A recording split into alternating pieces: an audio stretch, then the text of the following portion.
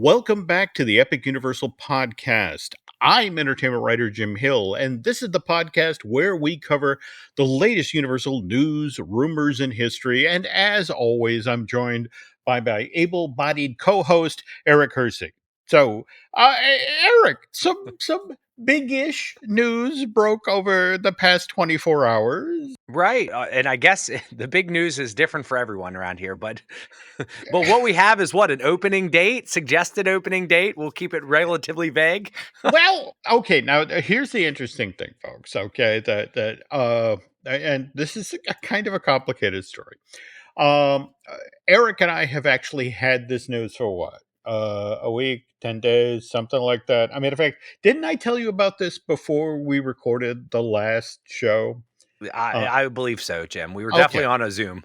Okay, so what we're talking about again is that the Epic Universe theme park will be opening. It's been reported Memorial Day of 2025, and by the time that we record this, in fact, I just heard from Mr. Testa earlier this evening that Universal has confirmed that they will announce tomorrow, which again we're recording on October 16th, so I guess that will be the 17th. The Thursday that they'll confirm this date, and then of course the show will go live on the 18th. So this will be really old news for all of you, but yeah, the reporter who broke this news, Robbie Whalen of the Wall Street Journal, reached out a week to 10 days ago, and he and I sat on the phone for about an hour chatting, and then he swore me to secrecy because this was a big deal that the Wall Street Journal was going to get to break the story. So I, of course, told Eric and then swore him to secrecy. Because again, we're doing the Universal show.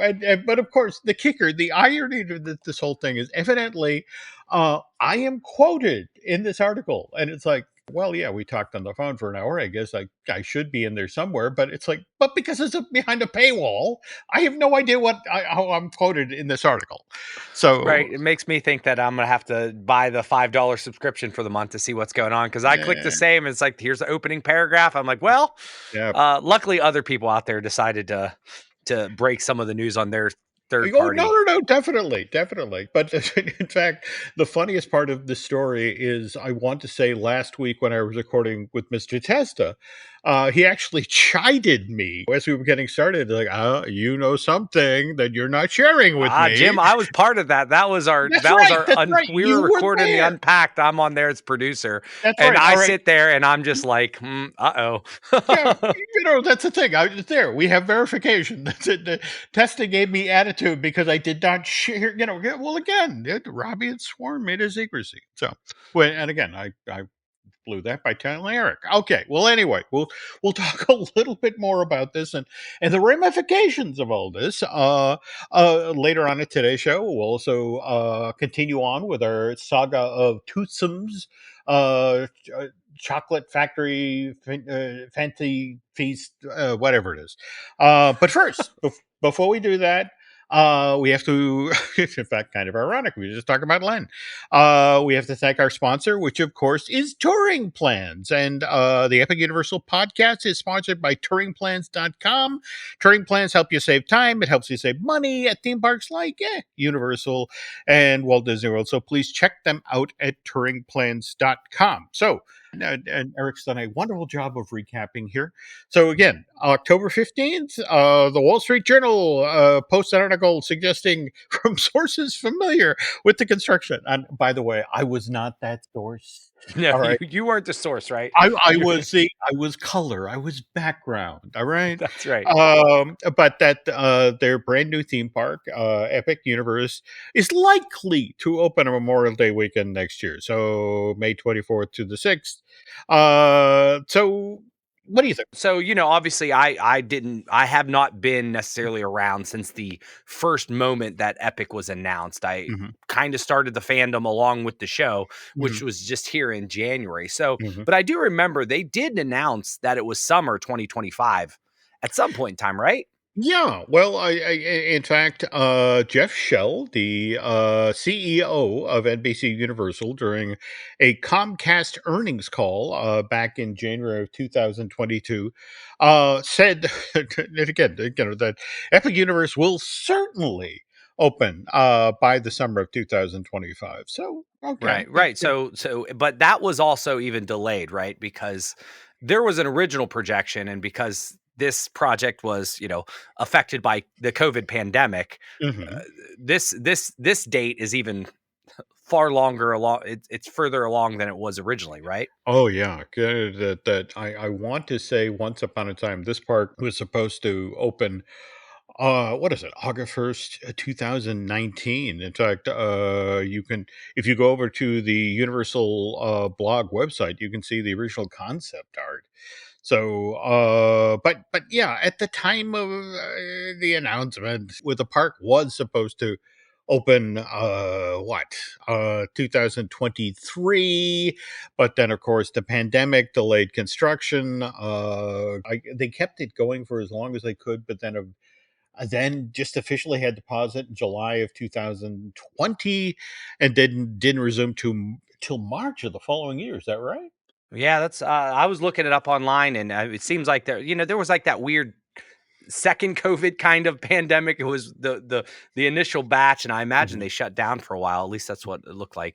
But Jim, Memorial mhm. Day is like the unofficial start of summer, right? There we go. So There this we is go. where I kind of come in. Mhm, Maybe I'm cynical, but typically when a theme park announces and they're mhm, vague on like summer of this, I mhm. usually take it that it's going to be the last possible day. So I was thinking, all right, September. So should we be happy, like throwing a party that they're well ahead of schedule? I mean, this is like the beginning. Well, okay.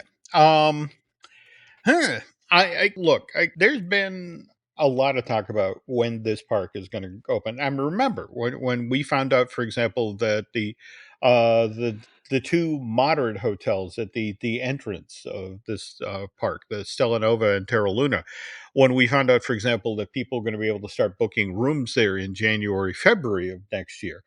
People got all excited, like, oh, Right. That would make it almost, I mean, because they're right next to Epic and they're mhm. not necessarily right next to Islands or Universal. So you would No, assume no. that opening up in January, February, I think the rumors were like it can't be too far around the corner, which Mhm. would March, I mean, I Yeah. guess May's still a little further than we would have anticipated. Yeah, and you also have to remember the other shoe that's about to drop here is the information about the admissions material, or for that matter, what vacation package you have Right. to buy to then get access or guaranteed access to Epic Universal. So this is still, we'll know tomorrow, Right.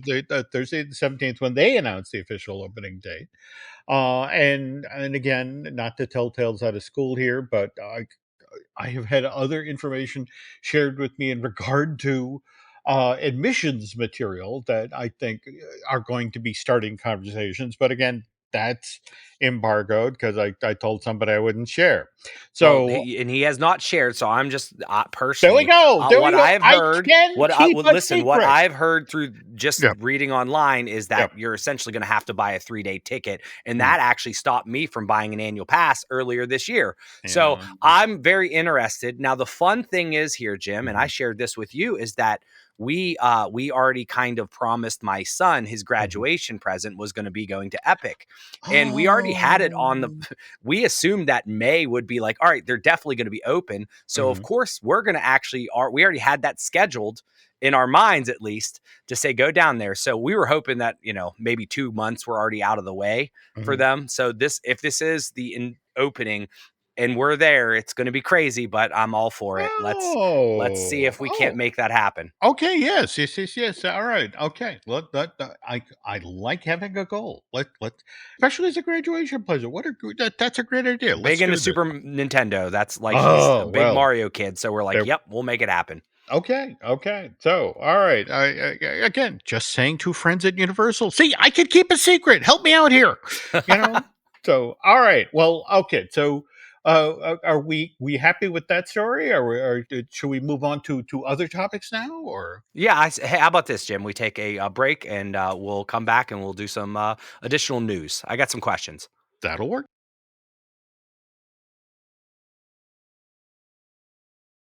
And we're back. Okay, so now, what pray tell have you dug up for this week's news segment? Well, Jim, last week I had some news, but then the hurricane kind of came in and we just kind of talked Yeah. about that. Yeah. Now, I did tell you, I kind of looked up even just to see what kind of damage. So it looks to be that everybody is fairly Mhm, safe, minimal damage from mhm, that. I did see that our friends at Volcano Bay did lose like a giant tarp and so forth. But since that kind of took over most of the stories, some of these were from the last couple weeks. But mhm, I figured it's something to ask. Now, mhm, a lot of these stories are about Universal Studios, mhm, Hollywood, mhm, and the FanFest night. So we've been talking about this over the last month or so, and mhm. now I'm starting to wonder this they're really adding more and adding more and adding more. Mhm. Is is this a normal thing? Do they have like these events? Well, now remember, this is when we initially talked about this, when FanFest was first announced. This is actually the team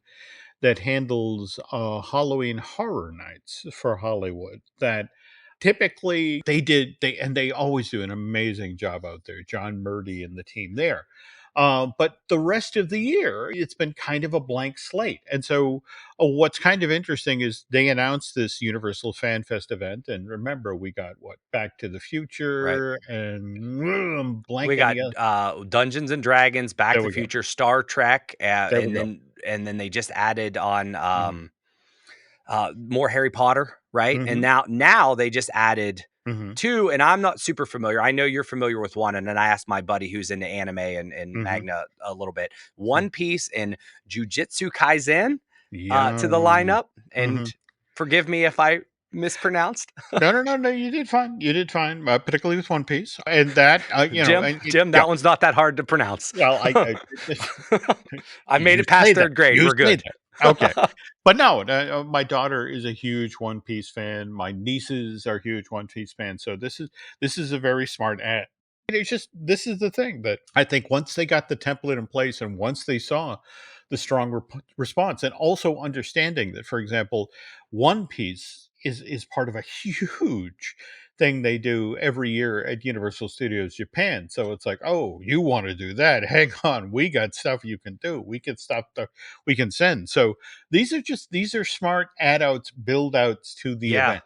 Yeah, yeah.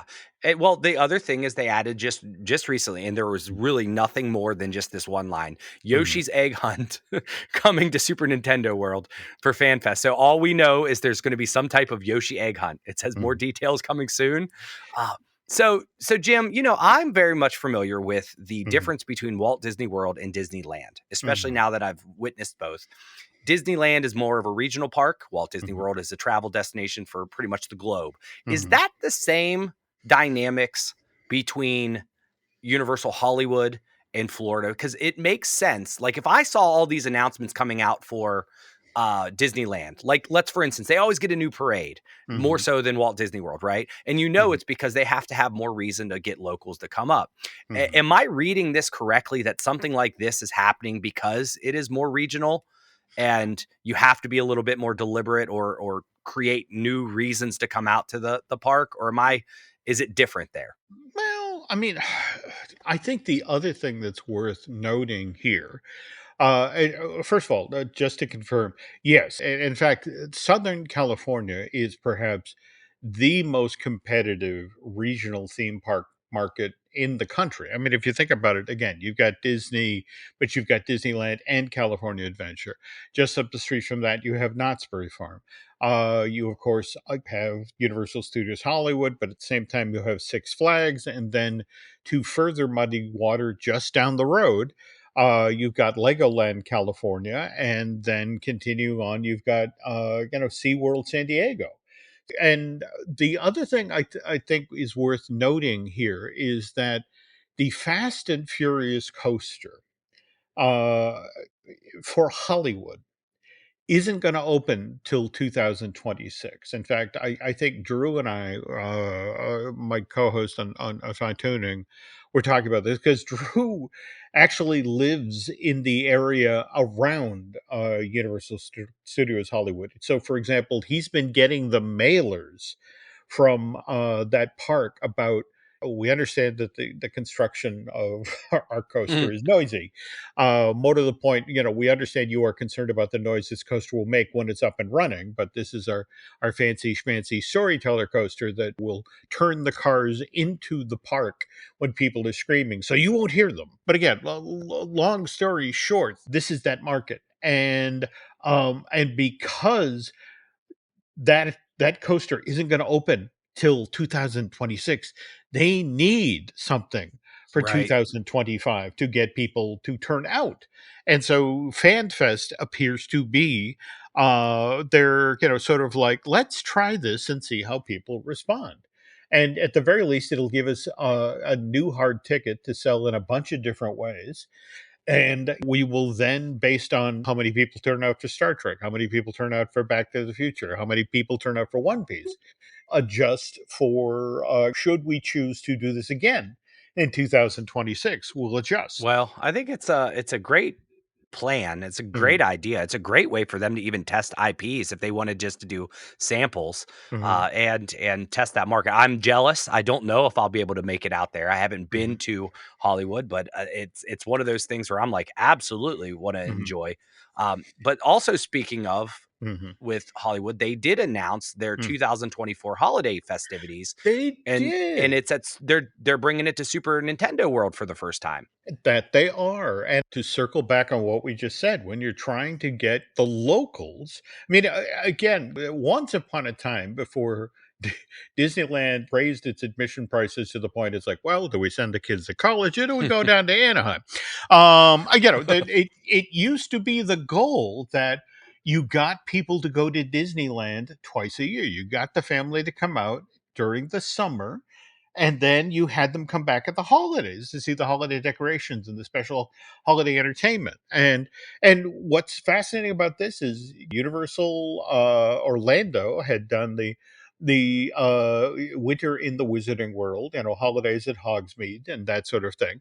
Hollywood picked up on it, and what I love about this is them expanding it into Super Nintendo World. I mean, I don't know if you saw any of the art, concept art, or the photos of the props that are done now, but Mario and Luigi as snowmen. Oh yeah, looks, and I mean they decorated the castle a little bit with the garland and stuff like Mhm. that. So it looks very festive, and once again, getting very jealous of Hollywood. So We it might be we'll get you out there soon. I well, mean, I'll tell you, you we are got to do it actually sometime.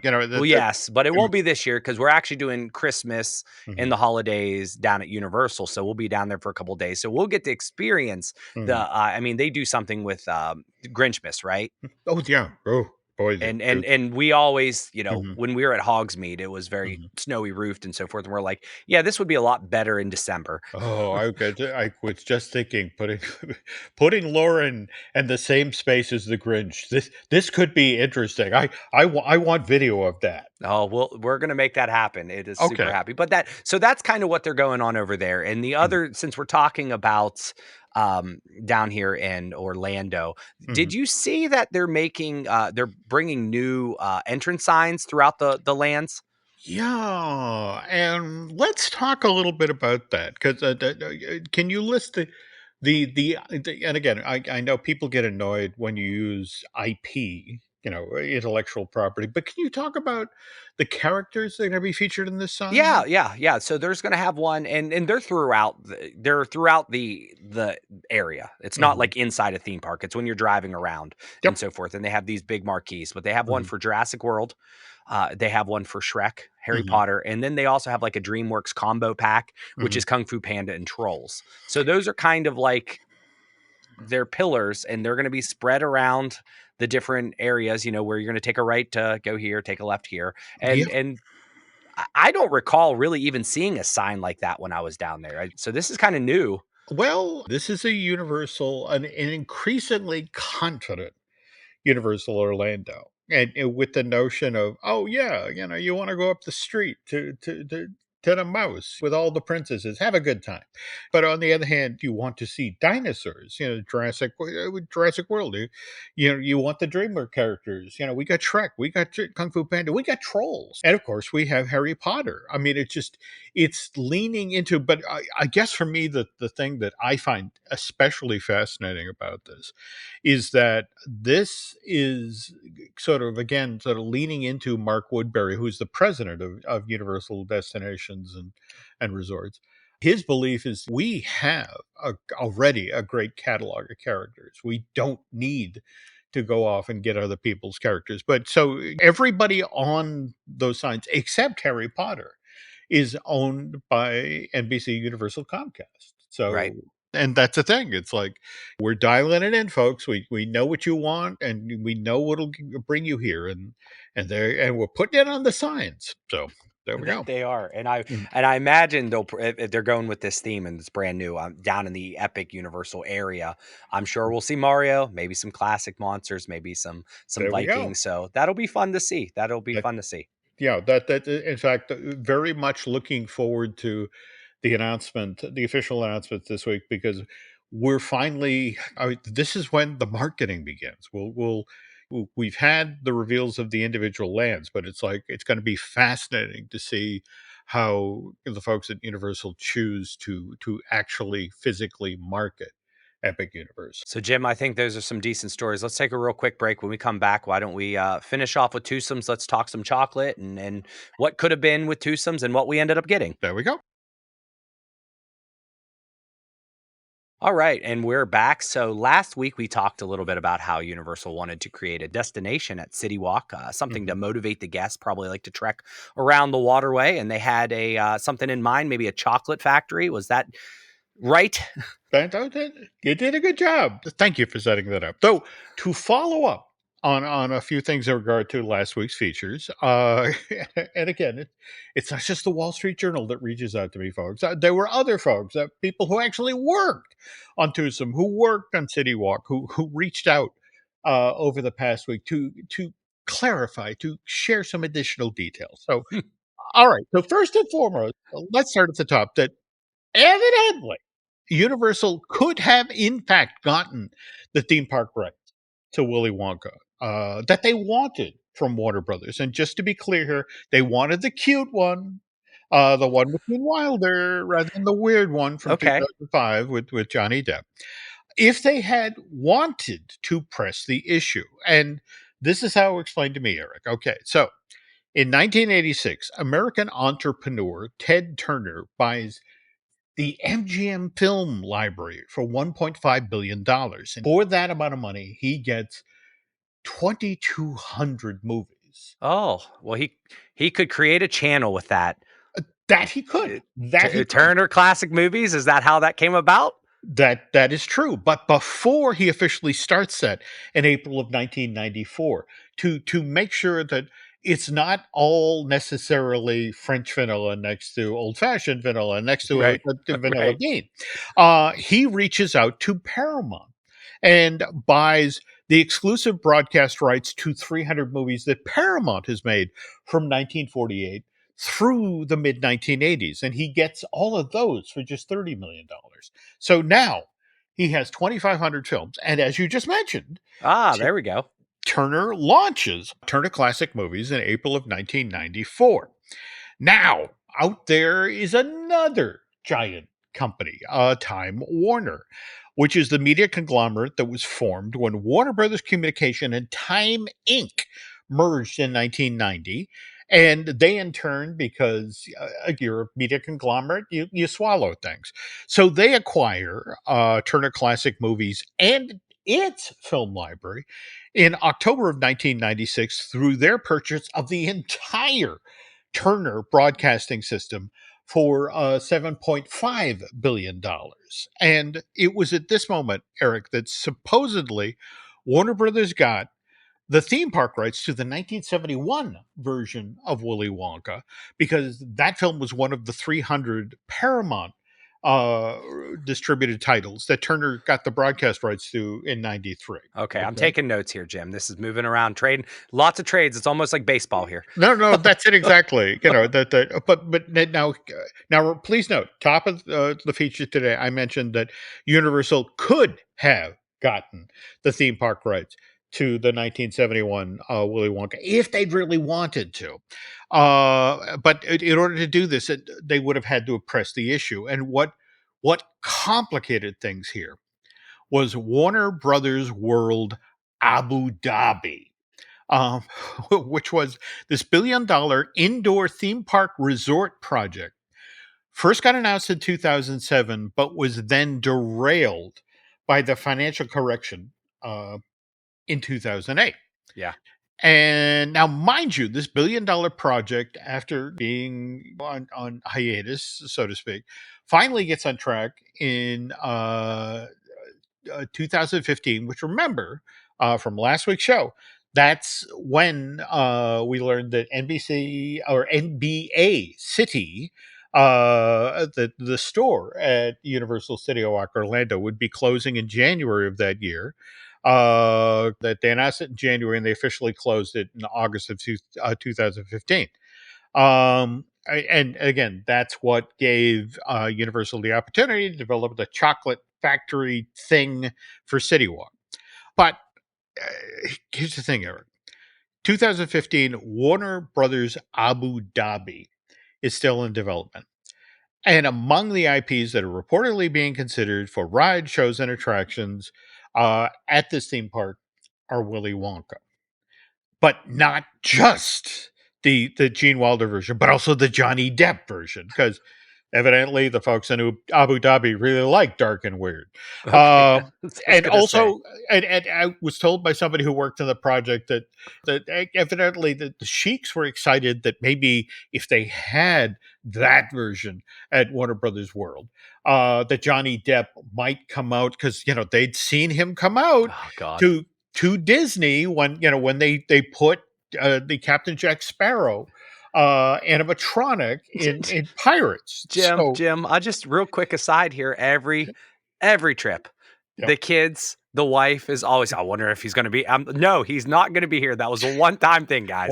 Just one time only. Yeah, but all right. But now here's where it gets interesting. Warner Brothers World Abu Dhabi reportedly only had the regional theme Mm, park rights to these characters and IP, which should have, in theory, left the North American theme park rights to Willy Wonka open. And again, Universal supposedly wanted the 1971 version.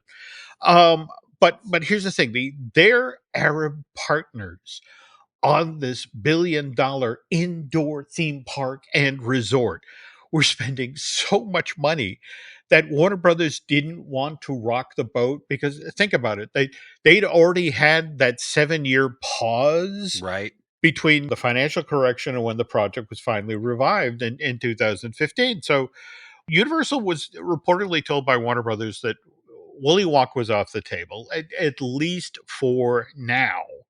And but if you're serious about this, circle back. We'll talk later. And Universal was like, we don't want to wait. So it's like, all right, fine. We're going to go off and develop our own chocolatier character. Now, where this gets interesting again, July of 2018, Warner Brothers World Abu Dhabi opens, and to further muddy the water here, in November of 2022, it was announced that at a Harry Potter land would be coming to Warner Brothers World Abu Dhabi. Now, I want to stress here, I said Harry Potter land, not a Wizarding World of Harry Potter, which you can only find at Universal Orlando, Universal Studios Hollywood, Universal Studios Japan, and Universal Studios Beijing, but a Harry Potter land. So Very, very important, Jim. there we It's go. the There way we you go. say So, that to the lots of legalese. The attorneys have approved that verbatim. there we go. So again, that they have for this region, Harry Potter rights, whereas Warner Brothers has the regional rights for many other areas. And there's another story here I can't tell about Disney, but I'll share with that with you off air. Okay. Anyway, and again, I just have to say I am fascinated to see what this Harry Potter land at Warner Brothers World Abu Dhabi will look like, because they that's the thing that Universal did, is they leaned right into the movies. So how are they going to make this land look different than the Wizarding World? Right. Uh, all right. Anyway, now to get back to Professor Dr. Penelope Thibault, Tinker, Toothsome, and her robotic sidekick, Jacques. The two characters that wander around Tootsome's Chocolate Emporium and Savory Feast Kitchen and annoy Eric's wife. All right. Now, this is the kind of the part of the story that I love. That, look, people in themed entertainment knew that Universal had gone after the theme park rights for Willy Wonka. So as they were developing Tootsums, a lot of people are like, "Oh, I want to see this." Because, to ensure that Warner Brothers did not come back with a team of lawyers, Penelope and Jacques had to be as different as possible from Willy Wonka and his Oompa Loompas. Right. Which is why Penelope is a female chocolatier adventurer explorer, as opposed to a male chocolatier adventurer explorer like Willy Wonka. On the other hand, Jacques is a big metallic automaton, as opposed to three little cute Oompa Loompas standing on top of one another. And this is also why Universal Creative went with steampunk as the overall styling for Toothsome Chocolate Emporium and Savory Feast Kitchen. All of that brass, all of that gearing. So again, that they would deliberately differentiate themselves visually from the whimsical world of the 1971 Willy Wonka and the Chocolate Factory. But Eric, again, this story just folds in on itself repeatedly, because, as it turns out, Willy Wonka and the Chocolate Factory wound up being designed, the 1971 film, by the guy who basically invented steampunk. Right. I know this. I knew this There we when I go. when I watched the intro of, Mhm. when you're watching all the chocolate being made in the credit scenes and so Yep. forth, and boom, it comes up. Yep. Harper Goff. Harper Goff, who is again the gentleman who designed Captain Nemo's Nautilus for Walt Disney's 1954 release of 20,000 Leagues Under the Sea. Also did a lot of work on the original Disneyland out in Anaheim. But the kicker, Harper also has ties to the original Universal Studios tram tour when it launched in '64. In fact, as the story goes, that Jules Stein mentioned to Walt Disney, "Hey, we're going to get a tram thing going," and he's like, "Oh, I got a guy. You should talk to Harper." And Harper wound up designing the Glamour tram, the vehicle that you actually rode around on as you went through the lower lot and visited the old sets and that sort of thing. Jim, what's funny is I learned that last night, and here's a cheap plug to Manufacturing the Magic, who's on your network, because they just covered Universal, and I said, no way. I had no idea. Harper Goff, he worked for anyone, it looked like. Any Well, studio. he was an incredibly talented guy, but at the same time, when you look at all of the ride vehicles in Willy Wonka and the Chocolate Factory, whether it's Right. the Wonkatania or the one that they ride through the factory that spews soap suds, that's all Harper. It's Oh, all that's all amazing. great stuff. All right. Anyway, so let's now talk about the other challenges. I mean, now that you got a set of characters that are absolutely positively not Willy Wonka and Oompa Loompas, you have other challenges. I mean, for example, NBA City uh, previously was retail space, and you now had to redesign this waterside building at Universal Orlando City Walk to include a working kitchen and bar. Now, mind you, there is still retail space. In fact, what is it? You walk in the front door in Florida, and there is the chocolate shop.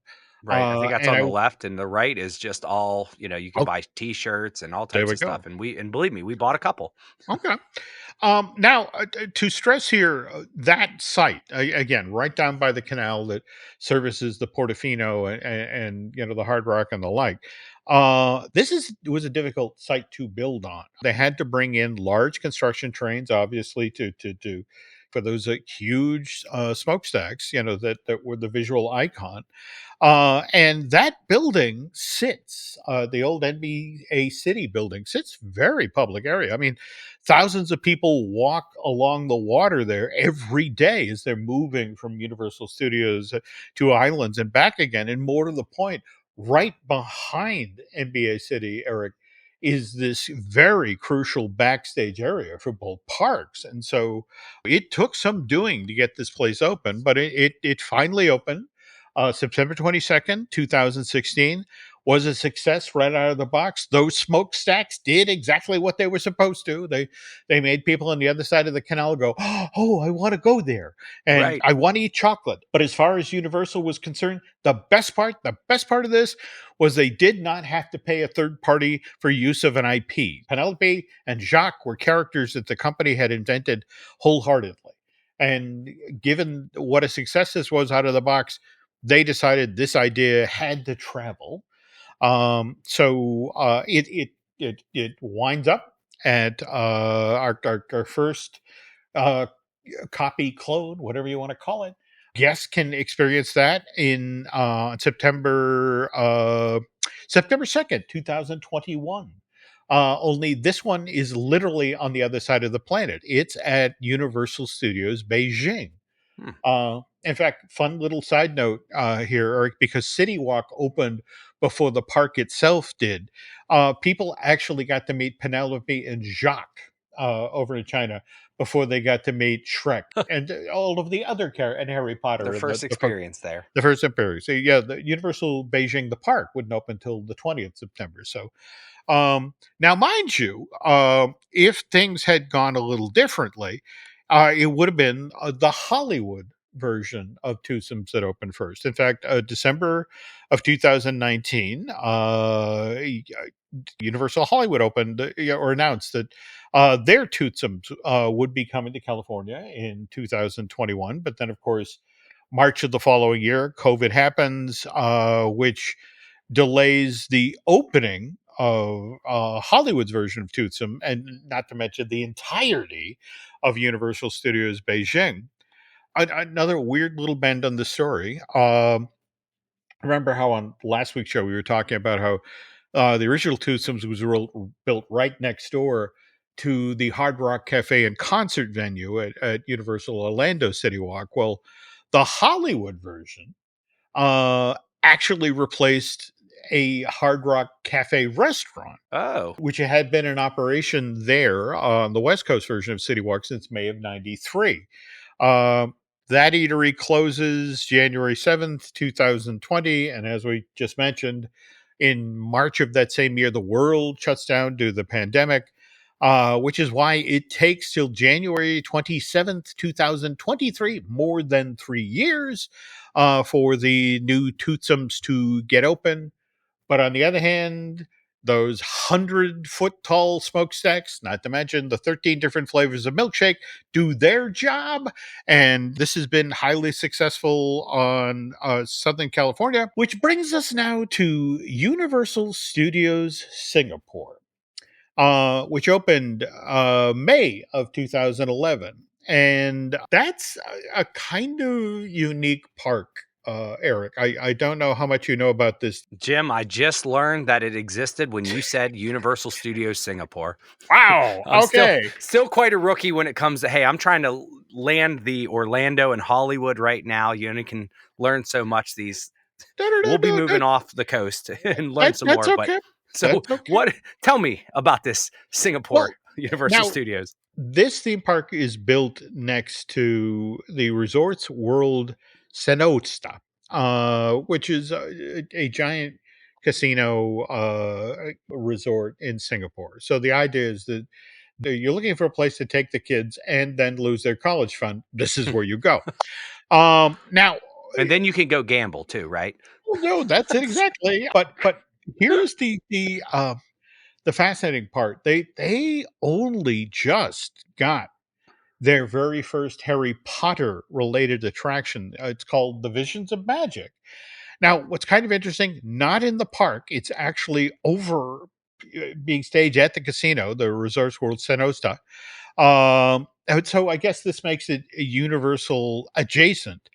But what I've been hearing is that Toothsome's may be headed to Singapore. But where it's kind of interesting is evidently both Singapore and Universal Japan have raised their hands to the effect of, hey, we want that thing. Can we have that thing? So what can I tell you, Eric? Chocolate plus smokestacks equals success. I say, listen, out of all the places, Jim, when we traveled, and I I guess I wasn't too familiar with many Universal properties. I kind of had Mhm, my blinders up, but mhm, when they first opened, I think in Orlando, I it was one of those me pointing, "Hold on, what is this? What mhm, let hold I'm not a Universal fan. I don't pay much attention, but I'm gonna mhm, watch this video." And it had me stop. And of course, when I said, "Hey, we're going, Lauren," I said, get us a reservation. That's the one place that I for sure want to go. mhm, It kind of makes sense to open that up as many places you can, right? mhm, mhm. And like you said, it's their IP. Yep, yeah, that's it exactly. That you're making money hand over fist, and again, just the combination of the icon, that smokestack, and the gears, and the steampunk, and the chocolate. Just it's kind of an irresistible confection, and as it's proved in its three locations, and if what I'm hearing from friends at Universal are true, soon to expand to again Japan and Singapore. So there you go. Well, thanks, Jim. That was awesome. I had no idea that it had that much backstory when I said let's talk some chocolate. But Yeah, yeah, and again, at some point, I really do need to see this video of Lauren and Penelope and Jacques interacting. It sounds like great fun.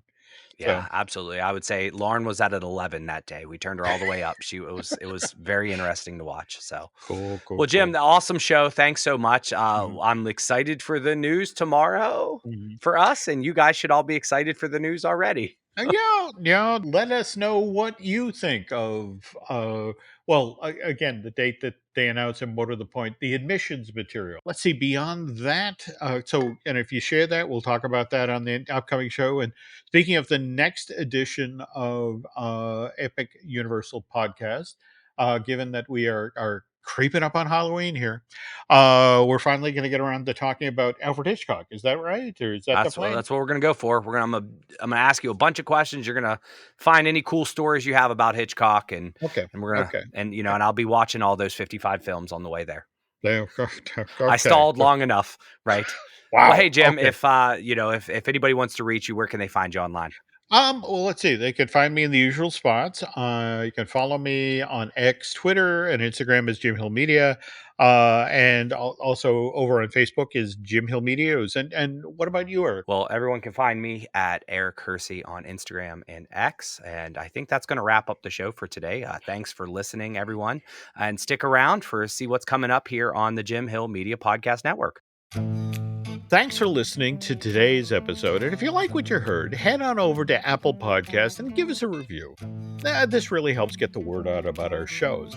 We also have some other shows on the network that you might like. Each week, we drop a brand new Disney dish with Len Testa. For animation and movie news, please listen to Fine Tuning with Drew Taylor. By the way, you can also check out Drew's other podcasts, like The Fuse, the official Mission Impossible podcast, which he does with Charles Hood. For all things Lucasfilm, why don't you subscribe to Looking at Lucasfilm with Brian Gahn? Likewise, we have I Want That Too with the lovely Lauren Hersey, our weekly podcast that features the latest merch and the stories behind that merch. And our Epic Universal podcast takes a look at the Universal theme park. So please join Eric Hersey and I on that weekly. If you enjoy theme park history, we also host Manufacturing the Magic with Shelley and Noah Valladolid. That podcast tells the story of how we got the modern theme parks that we enjoy today. Join myself, Len Testa, and veteran Imagineer Jim Schul for our latest season of Disney Unpacked. our first ever video series exclusively for Patreon. These get released first Sunday of every month, and each month we release several exclusive podcasts to help support this video series. I want to thank everyone that supports the Jim Hill Media Network. For more information about podcasts and content, head on over to jimhillmedia.com. So that's going to do it for now, folks. Thanks again for listening, and we will catch up on the next show.